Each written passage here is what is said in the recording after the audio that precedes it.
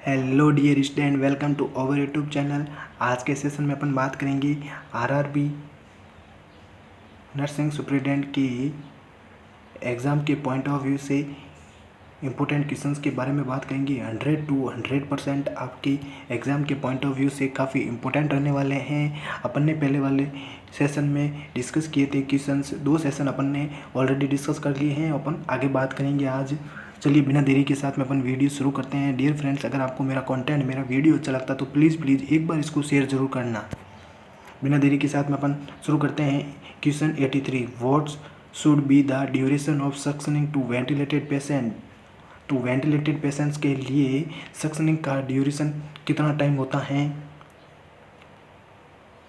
5 से 10 सेकेंड अपन उनमें सक्शनिंग कर सकते हो, इससे ज़्यादा नहीं करनी है। अपन में 5 से 10 सेकेंड सक्शनिंग करनी है। तो second option is the right answer. Next question है 84, which is the nucleus of mesenteric reflex. कौन सा न्यूक्लियस है जो मेसेंटेरिक रिफ्लेक्स करवाता है? तो मेसेंसेफेलिक न्यूक्लियस ऑफ ट्राइजेमिनल नर्व का जो मेसेंसेफेलिक न्यूक्लियस होता है वो मेसेंटेरिक रिफ्लेक्स करवाता है, ध्यान रखना। नेक्स्ट क्वेश्चन है 85, the nurse explains to the mother of a neonate diagnosed with erythroblastosis fetalis that the exchange transfusion is necessary to prevent damage to. एक न्यूनेट हैं जिसको डायग्नोज किया गया है इरिथ्रोब्लास्टोसिस फैटालिस से। नर्स हैं एक्सप्लेन कर रही है मदर को कि एक ऑर्गन है उसको डैमेज होने से प्रिवेंट करने के लिए ईबीएम करवाते हैं, नेसेसरी हैं। EBM exchange blood transfusion necessary है कौन से ऑर्गन को प्रिवेंट करने के लिए? तो ब्रेन को डैमेज होने से प्रिवेंट करने के लिए अपन ईबीएम करवाते हैं, ईबीएम नेसेसरी हैं। तो fourth option is the right answer. Next question है 86, which of the following should not be provided to the newborn in galactosemia. में कौन से डाइट को नहीं दिया जाता है, कौन से सब्सटेंस को नहीं दिया जाता है? तो मिल्क को गैलेक्टोसेमिया में नहीं दिया जाता, बाकी स्टार्च हो गया, ग्लूटीन हो गया और ग्लाइकोजन को दिया जाता है। ऑलरेडी अपन ने डिस्कस कर लिया है। नेक्स्ट क्वेश्चन है 87, jet track intramuscular technique is used in administering which kind of medication. Jet track medication दी जाती हैं कौन सी प्रकार की मेडिकेशन के लिए यूज़ किया जाता है जेट ट्रैक इंट्रामस्कुलर टेक्निक? तो डार्क कलर मेडिकेशन के लिए जेट ट्रैक यूज़ की जाती हैं। क्वेश्चन 88 है, antibody A and antigen B are present in which blood group. दो same antigen same blood group पे प्रेजेंट होता है, बी पे बी एंटीजन प्रेजेंट होगा और इसका उल्टा एंटीबॉडी होगी, ए एंटीबॉडी प्रेजेंट होगी, तो blood group B is the right answer. यहाँ तक अपन ने पहले वाले सेशन में डिस्कस किया है। अब आगे अपन डिस्कस करेंगे, थोड़े बहुत मैथ के क्वेश्चन भी अपन करेंगे और रीजनिंग के क्वेश्चन भी अपन देखेंगे।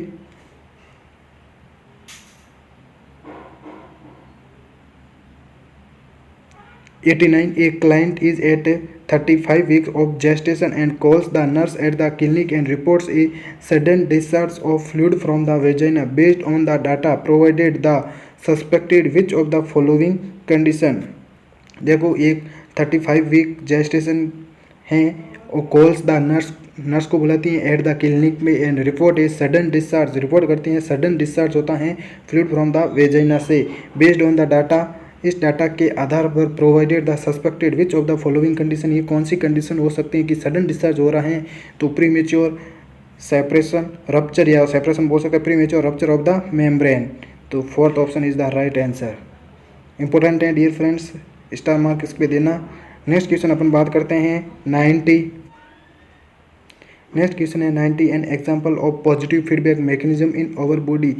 अपनी बॉडी में पॉजिटिव फीडबैक मैकेनिज्म का काम कौन करता है? ऑक्सीटोसिन करता है, ध्यान रखना डियर फ्रेंड्स। तो ऑक्सीटोसिन देखते हैं थर्ड ऑप्शन में। ऑक्सीटोसिन इन चाइल्ड बर्थ के दौरान पॉजिटिव फीडबैक मैकेनिज्म का काम करता है, वेरी इंपॉर्टेंट।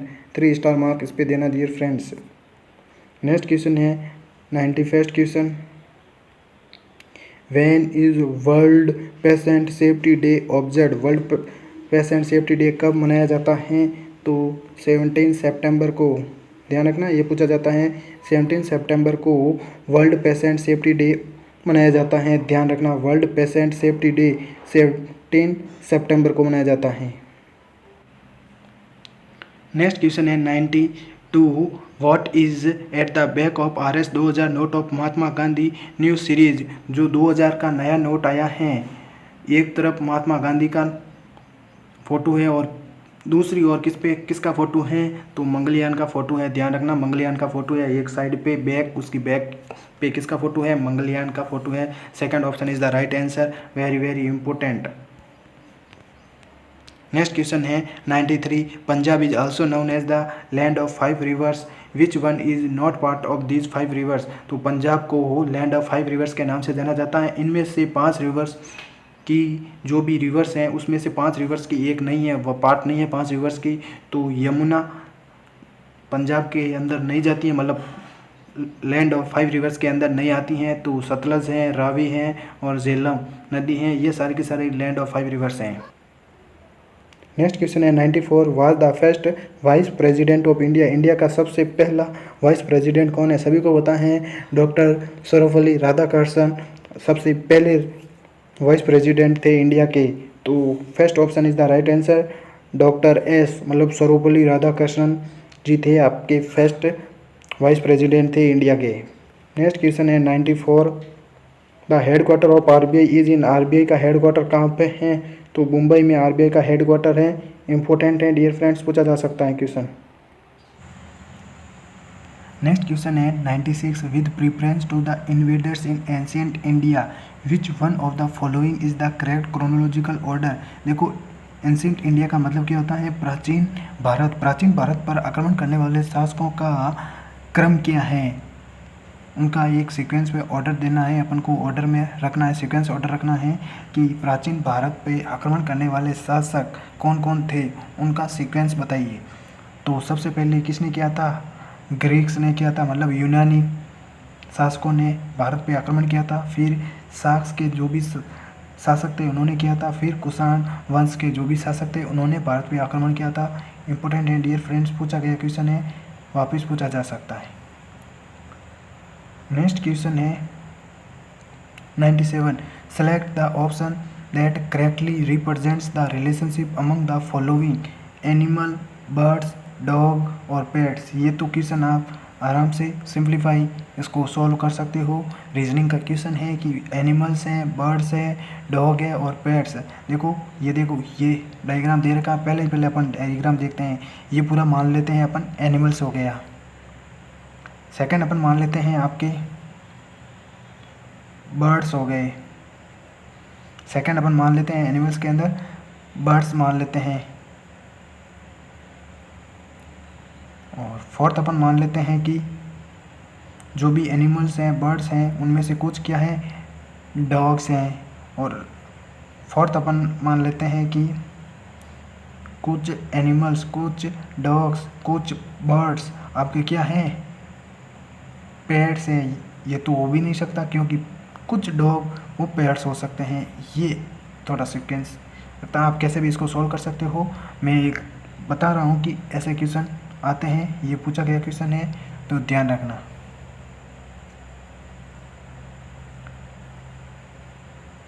नेक्स्ट क्वेश्चन है 98, a person wants to make a sum of RS 16 with 40 coins using 50 paise coins and 25 paise coins. How many coins are there of 25 paise. देखो 16 रुपये थे, उसमें कितने हैं कोइंस, 40, 50 पैसे कोइंस एंड 25 पैसे उसमें हैं। तो 25 पैसे इसमें दे रखे हैं, तो 25 पैसे में कितने होंगे, 16 तो होंगे। तो third option is the right answer. ये भी पूछा हुआ क्वेश्चन है। नेक्स्ट क्वेश्चन है 99, a person buys an article at 79, मतलब इसकी सेलिंग प्राइस और दे रखी है और कॉस्ट प्राइस दे रखी है। सेलिंग प्राइस 7 और कॉस्ट प्राइस आपकी रहेगी 9 of its value and sells it for, वापस सेल किया है इन्होंने, सेलिंग प्राइस किया है 20% मोर देन इट्स वैल्यू, मतलब प्रॉफिट है आपका 20% और सेलिंग प्राइस भी आपकी क्या रहेगी, 20% रहेगी, मोर than its value. What is gain percentage, कितने परसेंटेज उन्होंने गेन किया है। तो प्रॉफिट याद करने के लिए डियर फ्रेंड्स क्वेश्चन अपन करके देखते हैं। देखो प्रॉफिट के लिए अपन P से डिनोट करते हैं। ये आपकी हो गई सेलिंग प्राइस और माइनस कॉस्ट प्राइस, ये फॉर्मूला है, इसको अपन सॉल्व करेंगे तो ये है। और आपके पास में 20% का प्रॉफिट दे रखा है, मतलब सेलिंग प्राइस आपको दे रखी है 20% में, तो अपन 20% को सॉल्व करते हैं। 20% किस पे हैं? आपके 100% पे हैं। 100% पे तो है 20%, तो 100 प्लस 20 ये देंगे परसेंट, मतलब 120% आपके सेलिंग प्राइस हैं। इन्होंने मांगी, बोला है कि मोर देन इट्स वैल्यू, उस वैल्यू से 20% ज़्यादा, मतलब 100 वैल्यू है कोई, उससे 20% मतलब 120% है। अब इसको अपन परसेंट हटाएंगे, तो परसेंट हटाने से क्या होता है, भाग लगाते हैं, और परसेंट लगाने के लिए गुणा करते हैं भाग से। सभी को पता है कि परसेंट हटाने के लिए क्या करते हैं, भाग करते हैं। तो 10 से 10 कट जाएगा। 1.2 आपका आया है परसेंट, प्रॉफिट आया है 1.2%। देन अगर आप ये जो सेलिंग प्राइस है और कॉस्ट प्राइस है, कॉस्ट प्राइस आपकी कितनी है, 9 है, तो सेलिंग प्राइस को अपन कॉस्ट प्राइस से मल्टीप्लाई कर देंगे तो आपका कितना होगा, 10.8 हो जाएगा ना। इसको आपस में मल्टीप्लाई करेंगे तो 10.8, तो 10.8 आपका सेलिंग प्राइस आ गया। अब सेलिंग प्राइस से अपन ने सबसे पहले क्या किया, सेलिंग प्राइस और माइनस कॉस्ट प्राइस, तो सेलिंग प्राइस आपकी क्या है 10.8 माइनस कॉस्ट प्राइस आपकी क्या है, क्वेश्चन में दे रखा है 7 है, तो कितना होगा 3.8। ये आपका सेलिंग प्राइस आपका मतलब प्रॉफिट हुआ है, 3.8 का प्रॉफिट हुआ। अब प्रॉफिट परसेंटेज अपन निकालेंगे, प्रॉफिट का परसेंटेज मतलब लाभ कितना हो रहा है, 3.8 हो रहा है ना, ये आपका प्रॉफिट है। अब इसका परसेंटेज अपन निकालेंगे, तो कैसे निकालेंगे, प्रॉफिट परसेंटेज मतलब लाभ प्रतिशत निकालना है आपको। तो ये देखा रखा है प्रॉफिट इंटू 100 अपॉन आपका जो भी सेलिंग प्राइस, कॉस्ट प्राइस है, सॉरी कॉस्ट प्राइस मतलब CP, इसको अपन भाग में लिखते हैं। तो अपने पास में क्या आया, प्रॉफिट मतलब प्रिंसिपल वैल्यू मान सकते हैं 3.8 इंटू 100 अपॉन कॉस्ट प्राइस आपकी क्या रहेगी 7 रहेगी। तो 3.8 से 100 गुणा करेंगे तो आपका 380 हो जाएगा अपॉन 7। तो इसका अपन सॉल्व करेंगे तो क्या होगा 54.28 समथिंग इसका आंसर आएगा। तो देखते हैं 54.3 हो गया आंसर, मतलब 54.28 अपना आंसर आया था, तो यहाँ पे माना है 54.3, तो ये परसेंटेज था। ध्यान रखना डियर फ्रेंड्स, एक बार अपन वापस करके देख लेते हैं। क्या है कि प्रॉफिट है आपका, प्रॉफिट याद करने के लिए अपन को मतलब प्रॉफिट ना बोल के अपन बोल सकते हैं प्रिंसिपल वैल्यू, जो प्रिंसिपल अमाउंट है उसके लिए selling price minus cost price.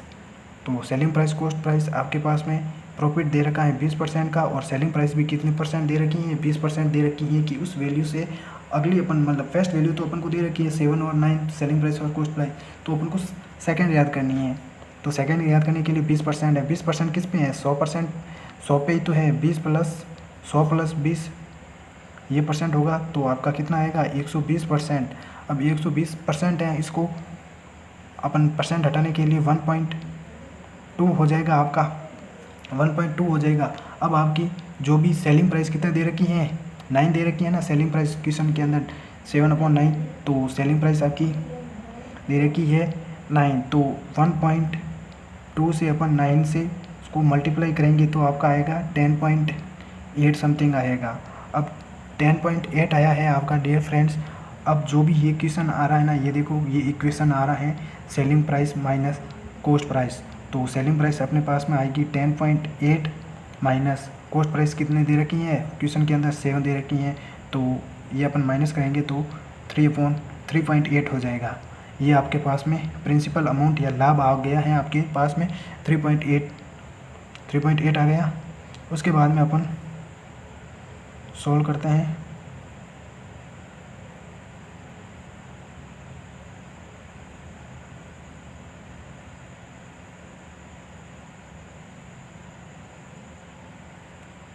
$3.8 आ गया है।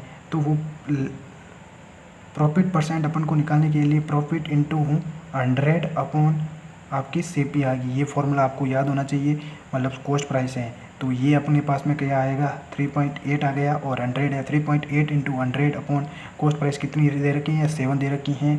तो 380 अपॉन 7 तो आपका आएगा 54.3 या 28 आएगा परसेंटेज। ये आपका आंसर होगा। नेक्स्ट क्वेश्चन देखते हैं। लास्ट क्वेश्चन है डियर फ्रेंड्स, अपन ने पूरे 100 क्वेश्चन कवर किए हैं।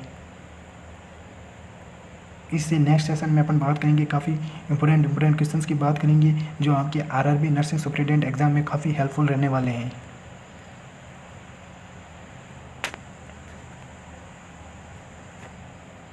नेक्स्ट क्वेश्चन है का which number is missing in the given number series. कौन सा नंबर है जो मिस है यहाँ पे, ये देखो दे रखा है, ये मिस दे रखा है 0, 1, 1, 2, 3, 5, 8, 13, 21 और मिसिंग दे रखा है और 55 दे रखा है। तो डियर फ्रेंड्स ध्यान रखना, ये क्वेश्चंस आते हैं, मतलब 3 से 4 क्वेश्चन ऐसे पुटअप होते हैं आपके। तो 0 के अंदर ऐड किया आपने 1, 0 के अंदर ऐड किया 1, तो वही सेम की सेम वैल्यू अपन को रखनी है 1, और इसके अंदर एक और ऐड किया तो आपका ये 2 आ गया। 2 के अंदर एक और ऐड किया तो 3 आ गया। 3 के अंदर अपन 2 और ऐड करेंगे तो आपका 5 आ जाएगा। देखो जैसे जैसे वे वैल्यूज आ रही है आगे, और 5 के अंदर अपन ने 3 ऐड किया तो 8 हो गया। 8 के अंदर अपन ने कितने ऐड किए, 5 ऐड किए तो आपके 13 हो गए। अब 13 के अंदर अपन कितने ऐड करेंगे, 8 ऐड करेंगे तो आपके 21 होंगे। अब 8 के अंदर अपन कितने ऐड करेंगे, 8 हो गए। देखो 5, 8, देखो सबसे पहले 1, 2, फिर आ गए आपके पास में 3 आ गया, फिर आ गया 5, फिर अपन ने लिया 8। अब 8 ऐड किया अपन ने 13 के अंदर तो 21 आ गया। अब 8 को छोड़ के और अपन संख्या कौन सी लेंगे, क्योंकि इसमें जैसे जैसे देखो 3 इसमें बढ़ती जाएगी तो इसमें 5 बढ़ते जाएंगे। 8 और 5 कितने होते हैं, 13 होते हैं। तो 13 और 21 कितने होते हैं, 34, और वापस 13 और 8 कितने होते हैं, 21। ये इसमें ऐड कर देंगे तो आपका नेक्स्ट क्वेश्चन आ जाएगा 34 प्लस 21 कितने हो रहे हैं, 5, और ये भी 5। ये देखो 21 प्लस 34 कितने हो रहे हैं, 5, ये भी 5, तो 55। ये देखो वापस आगे भी अपन को देखनी है और पीछे वाली भी वैल्यू देखनी है कि उसको इक्वेशन से आपकी सॉल्व हो रही नहीं हो रही है। तो 34 इज द राइट आंसर आपके कौन से ऑप्शन में है, थर्ड ऑप्शन में है। Thank you friends. अगर आपको मेरा कंटेंट, मेरा वीडियो अच्छा लगता तो प्लीज़ इसको एक बार शेयर जरूर करना। Thank you to all of you.